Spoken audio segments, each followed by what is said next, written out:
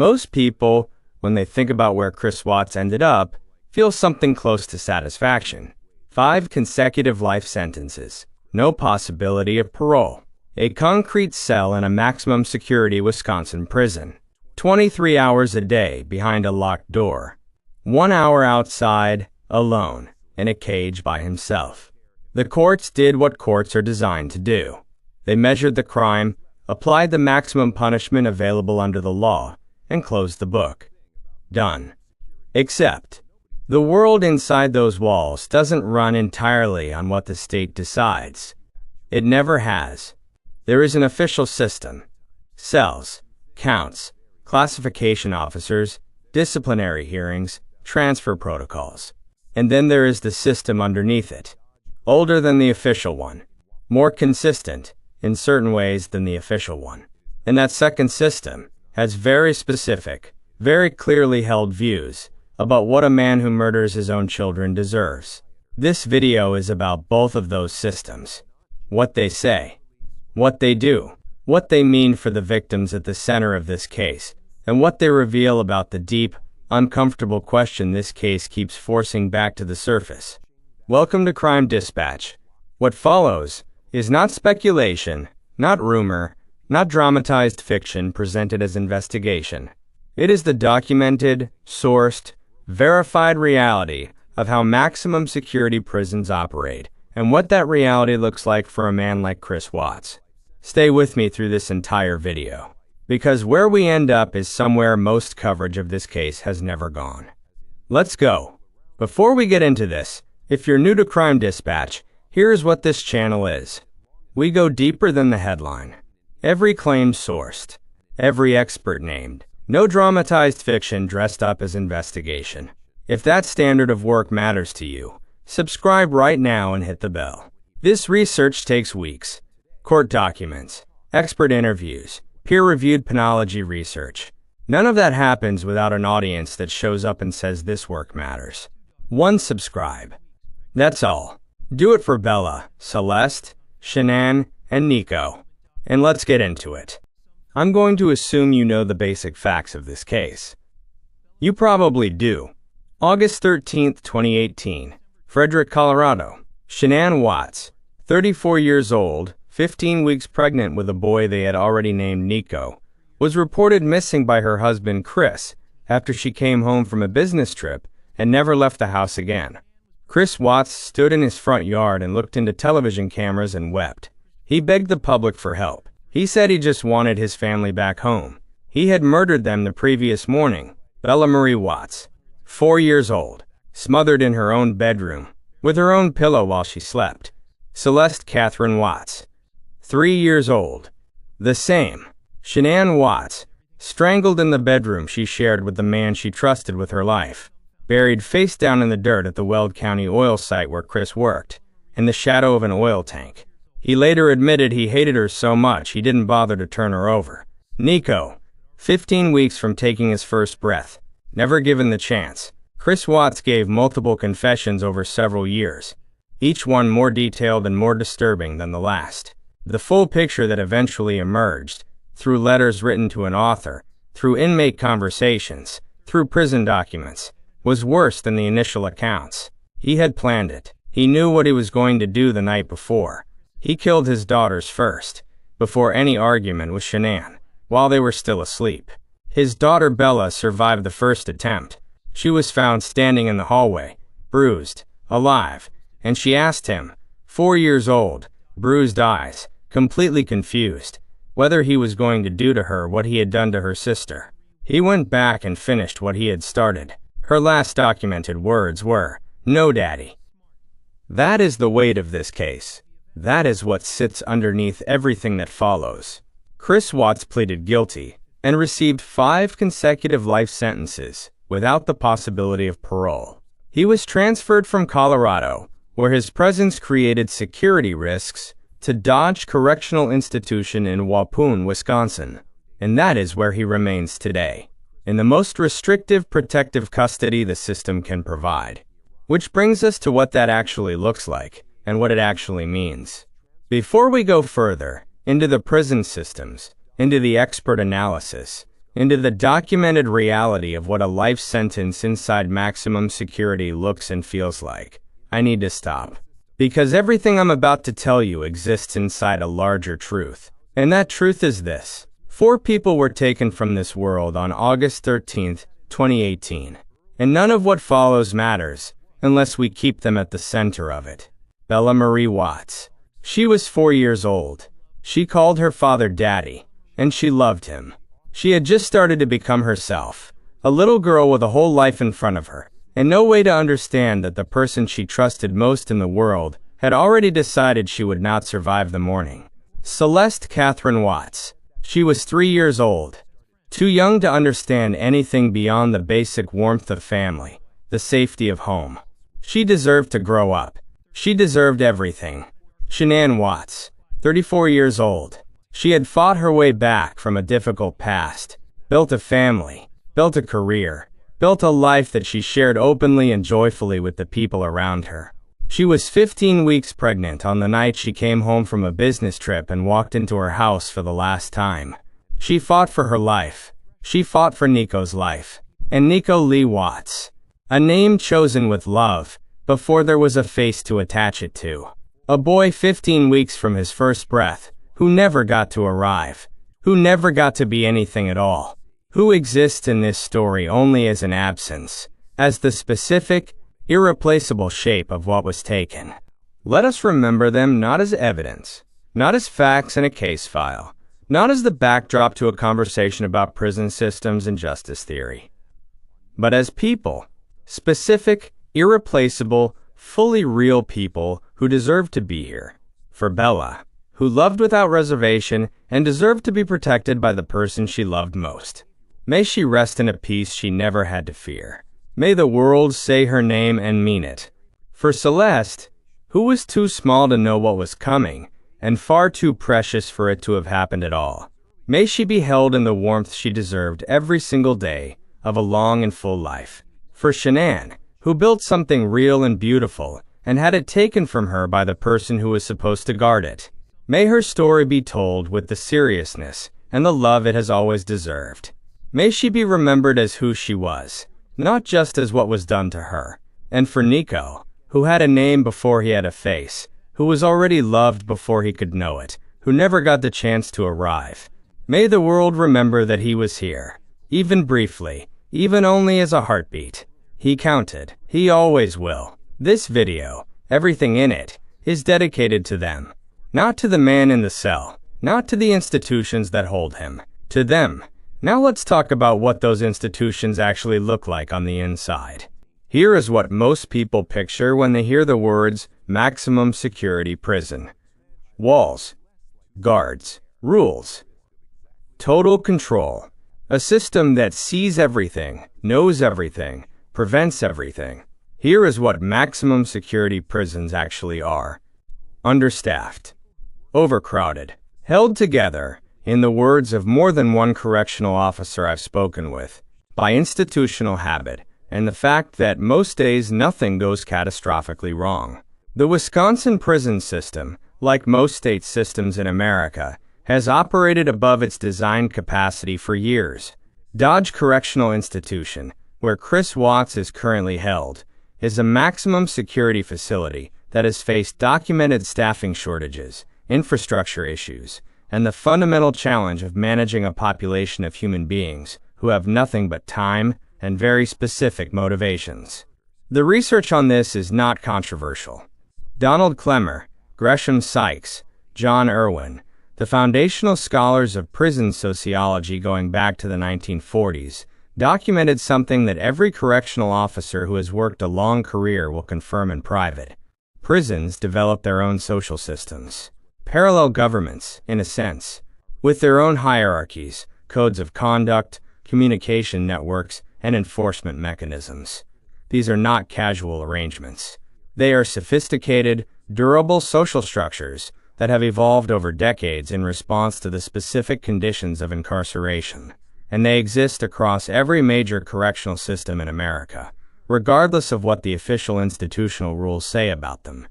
Dr. David Scarbeck, a political economist at Brown University who has studied prison governance extensively, has written that prison gangs and inmate organizations function less like criminal enterprises and more like governments, establishing and enforcing rules, managing disputes, and providing a form of social order inside environments where the official state can't or won't maintain it.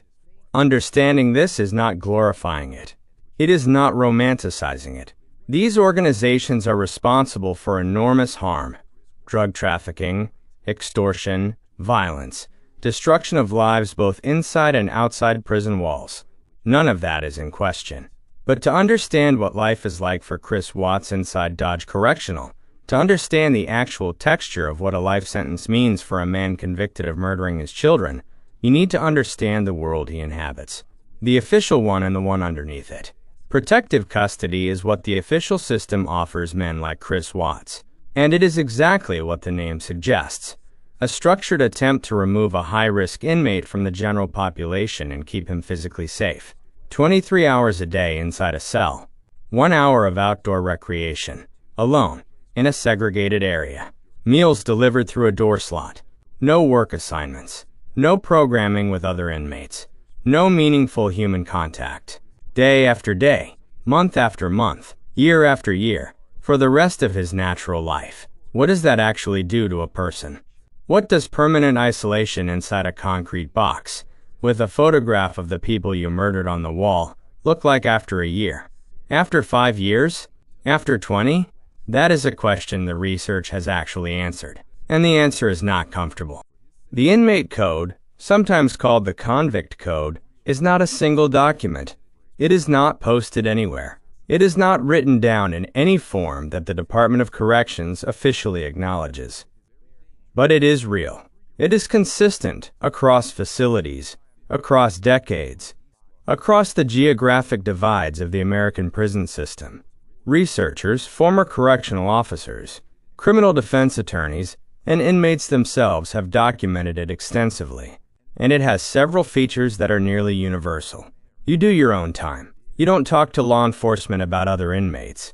You settle your own disputes. You don't steal from another inmate. You don't show weakness. And you do not harm children. That last principle is the most consistent, the most deeply held, and the most ruthlessly enforced article in the inmate code across virtually every American correctional system. James Garbarino, a developmental psychologist at Loyola University who has worked extensively with incarcerated populations, has described this phenomenon in published research. Men who have done terrible things, who have harmed adults, who have committed violent crimes that put them inside these walls, often retain a fierce, almost primal protective instinct toward children. And when they encounter someone who has violated that instinct in the most extreme possible way, the response is not theoretical. It is visceral.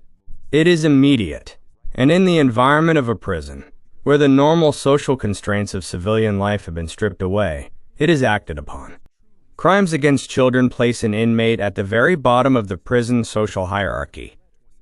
Below drug dealers, below violent offenders, below men who have done terrible things to other adults. At the bottom. And that position carries consequences that are well documented in correctional literature, in incident reports, and in the lived experience of every correctional officer who has worked maximum security. This is why men like Chris Watts go directly into protective custody. Not because the system is making a moral judgment, because the system has learned, through decades of documented incident, what happens when a child killer enters general population. In every facility I worked, it was the same. The moment you had someone in for crimes against children, the whole yard knew within 24 hours. The question was never if, it was when and whether we'd get there first. Former correctional officer, 19 years service, identity protected. That quote is from a former correctional officer with 19 years of service across 2 state prison systems, who spoke with me on the condition of anonymity. It is consistent with what correctional researchers, prison reform advocates, and former inmates have documented in academic literature and court testimony for decades. Chris Watts is not in protective custody because the Department of Corrections is doing him a favor. He is in protective custody because the research and the history is unambiguous about what the alternative looks like. What does Chris Watts's actual daily existence look like? This is not speculation. This comes from public records, verified reporting, and the documented policies of the Wisconsin Department of Corrections. He spends 23 hours of every day in a single cell. The 1 hour outside that cell goes to showering or outdoor recreation in a segregated enclosure, alone, without contact with other inmates. Meals come through the door. Human contact is limited to correctional staff, medical personnel, and any legal or religious visitors he receives. 2 items are permitted in his cell by documented policy: a Bible and a photograph. The photograph, according to multiple sources with direct knowledge, is of his family: Shanann, Bella, Celeste, the people he killed. He keeps them on his wall. According to accounts from people with documented access to his situation, he reads scripture aloud to that photograph. What that means, whether it is grief, ritual, performance, or something else entirely, is not something I am qualified to determine. What I can tell you is what the research says about long-term solitary confinement, because the research is extensive and it is unambiguous. Stuart Gracian, a Harvard psychiatrist who has studied the effects of solitary confinement for decades, has documented a specific psychiatric syndrome that develops in isolated inmates: hypersensitivity to stimuli, perceptual distortions, paranoia, cognitive impairment, difficulty with thinking and concentration, and what he describes as an overwhelming, progressive experience of helplessness and despair. The United Nations Standard Minimum Rules for the Treatment of Prisoners, the Nelson Mandela Rules, define solitary confinement exceeding 15 consecutive days as cruel, inhuman, or degrading treatment. Chris Watts has been in near total isolation since 2019. I am not raising this to generate sympathy for him. I am raising it because the question of what his life actually costs him, day by day, year by year, decade by decade, is relevant to the question of what justice actually looks like in this case. He has received substantial fan mail since his sentencing, letters from women expressing romantic interest, spiritual connection, attraction. He responds to many of them by multiple documented accounts. Whether that represents loneliness, manipulation, boredom filling a 23-hour void, or something more psychologically complex, is a question that deserves honest examination rather than dismissal. His mother, Cindy Watts, has remained publicly supportive of him and has made comments critical of Shanann in the years since the sentencing. The dissonance of that position, advocating for a man who confessed in detail to murdering your grandchildren, is something I genuinely cannot place in a rational framework. I'm gonna leave it there. He will turn 40 years old this year. He will spend that birthday in the same cell, where he spends every other day. No visitors, no calls, no recognition of any kind beyond what a correctional officer delivering a meal tray might or might not acknowledge. Bella would be 11. Celeste would be 10. Nico was never given a single day. We are about to get into the part of this that most coverage skips entirely: the genuine philosophical tension at the heart of this case. What justice actually means when the legal system has done everything it can and still something feels unresolved. This kind of documentary work, sourced, rigorous, victim-centered, takes time and resources that only exist if you show up. Subscribe to Crime Dispatch right now, if you haven't already. Share this video with one person who cares about justice. That single share reaches someone who has never found this channel before. For Bella. For Celeste. For Shanann. For Nico. Let's keep going. Here is the question that the Chris Watts case, and cases like it, keeps forcing back to the surface. When the legal system has done everything it can do, when it has applied the maximum available punishment, when the guilty party is locked away for life, when there will be no release, no parole, no second chance, and something still feels unresolved, what do we do with that feeling? Is it a failure of the system?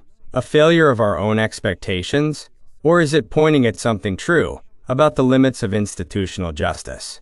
I put that question to Dr. Mark Umbright, a professor emeritus at the University of Minnesota and one of the leading researchers on restorative justice in America. He told me this: retributive justice, punishment proportional to harm, is what our system is designed to deliver.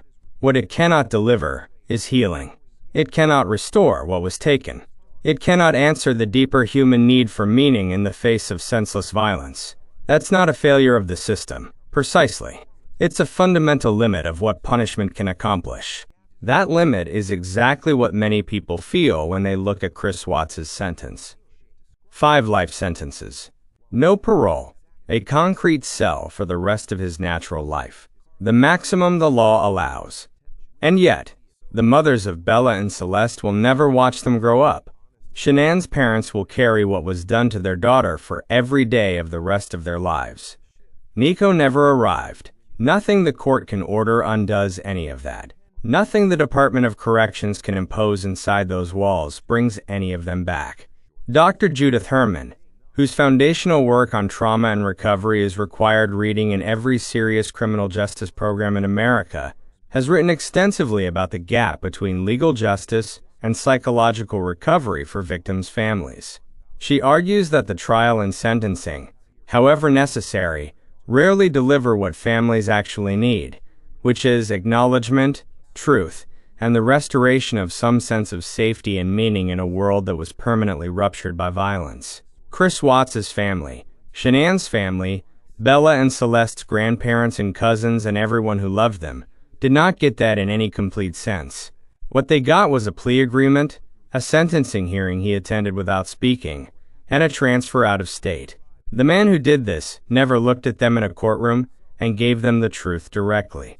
The confessions came in letters, in conversations with authors, in prison accounts that reached the public in pieces over years. That is its own particular kind of incomplete justice. Legal, but not whole.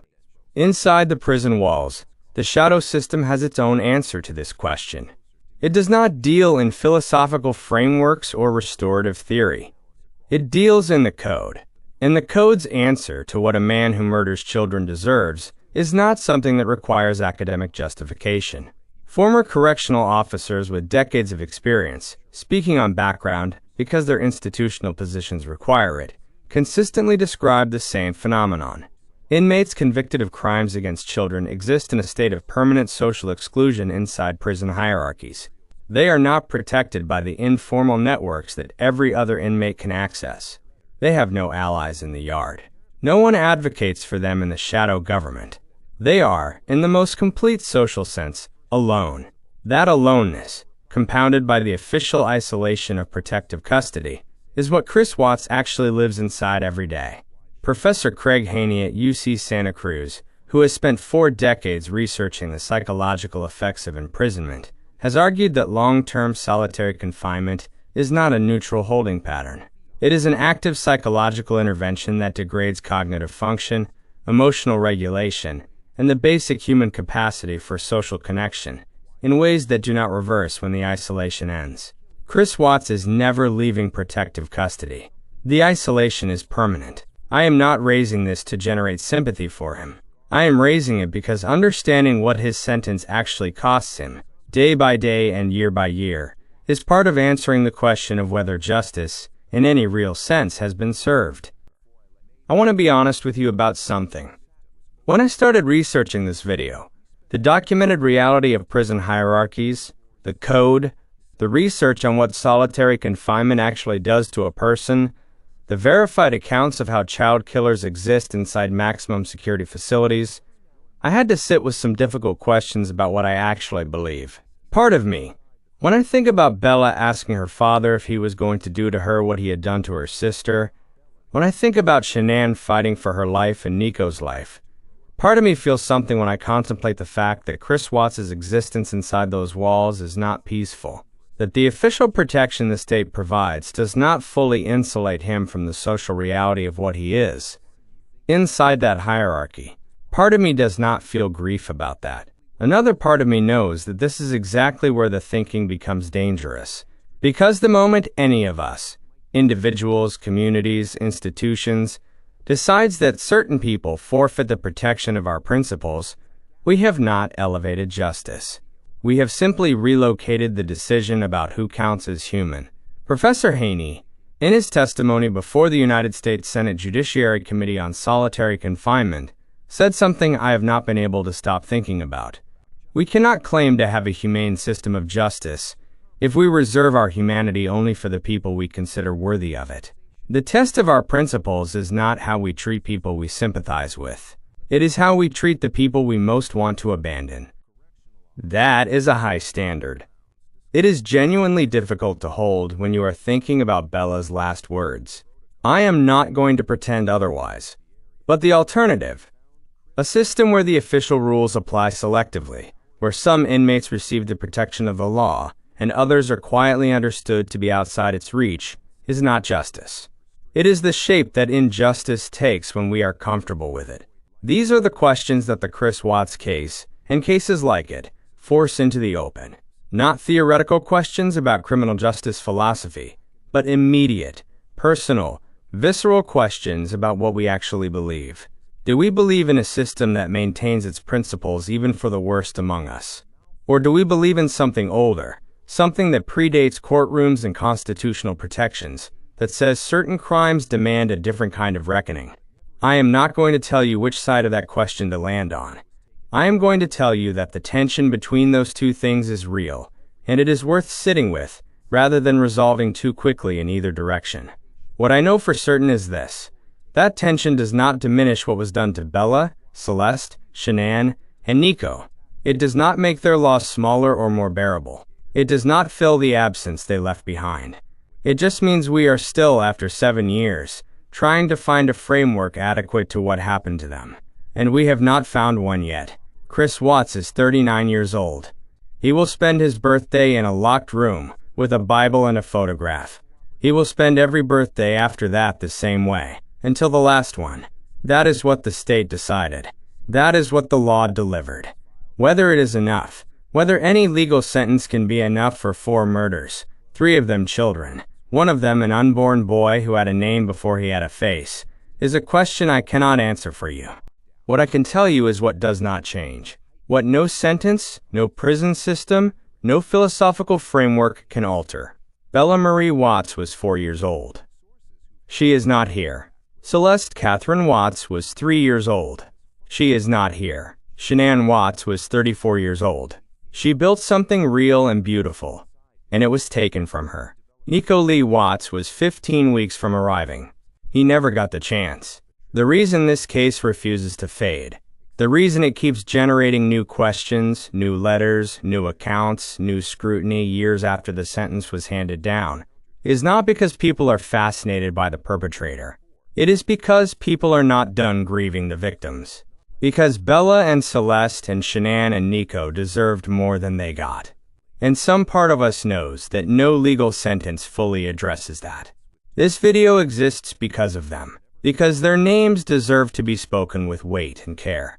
Because the full picture of what was done to them, and what the world has done with the man responsible, deserves honest examination rather than clean narrative.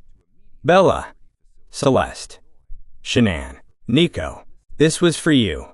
It always is. If this video gave you something, a clearer picture, a harder question, a deeper understanding of what justice actually looks like and doesn't look like, the most meaningful thing you can do right now is share it. Not for the algorithm. Because Bella, Celeste, Shanann, and Nico deserve to be remembered with accuracy, with seriousness, and with the full weight of what was done to them.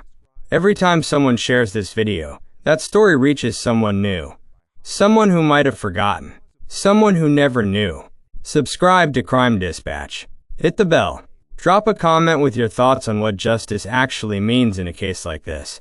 I read every single one, and the conversation you start in that comment section matters. Until the next investigation, I'll see you there.